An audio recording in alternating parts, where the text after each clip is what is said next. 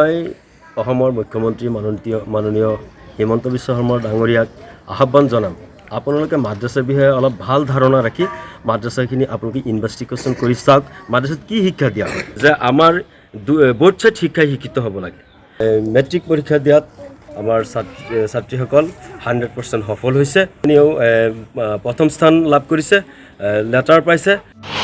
জুৰিয়াৰ এখন অনাথ আশ্ৰমৰ ছাত্ৰীৰ সাফল্য সদ্যঘোষিত হাইস্কুল শিক্ষান্ত পৰীক্ষাত শিক্ষাৰ্থীৰে উত্তীৰ্ণ আশ্ৰমখনৰ 3গৰাকীকৈ ছাত্ৰী যি সময়ত সমাজৰ পৰা মানৱতা মূল্যবোধ নাইকিয়া হ'বলৈ ধৰিছে সেই সময়তে জুৰিয়াত কেইজনমান লোকে এটি অনাথ আশ্ৰম বা এটিমখানাৰ জৰিয়তে সেই মানৱতাৰ মূল্যবোধ ধৰি ৰাখিবলৈ চেষ্টা কৰিছে কিছু নথকা কন্যা শিশুক এই এটিমখানাত আশ্ৰয় দি তেওঁলোকৰ সম্পূৰ্ণ দায়িত্ব লৈছে এটিমখানা কৰ্তৃপক্ষই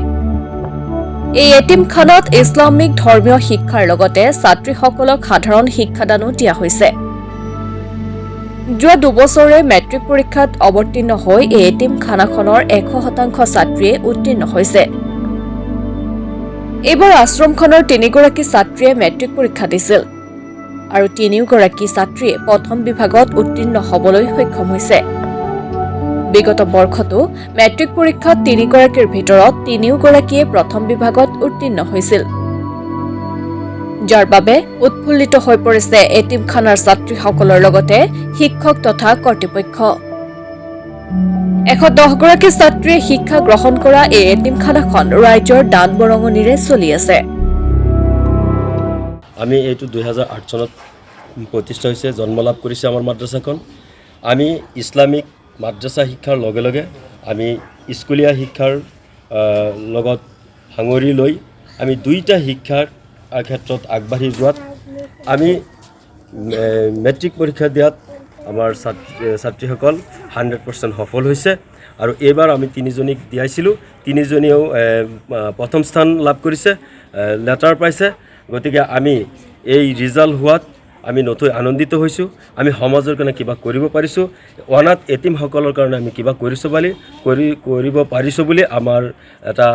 শান্তি লাভ পাইছোঁ আৰু আমি গোটেই অসম তথা ভাৰতবৰ্ষ গোটেই দেশত যাতে এনেধৰণৰ মাদ্ৰাছা শিক্ষা প্ৰতিষ্ঠা কৰি স্কুল আৰু মাদ্ৰাছা দুয়োটা জাগতিক আৰু আধ্যাত্মিক শিক্ষা শিক্ষিত হৈ গোটেই মানুহখিনি সমাজৰ এটা ভাল বাৰ্তা আনিব লাগে সমাজৰ এটা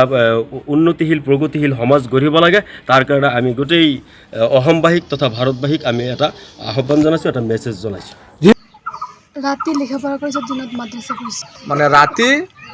এবাৰ এনেকৈয়ে মেট্ৰিক দিছিলা ভৱিষ্যতে কি হ'ব বুলি ভাবিছা জুৰিয়াৰ পৰা তমেশ উদ্দিনৰ ৰিপৰ্ট মাই নিউজ এনি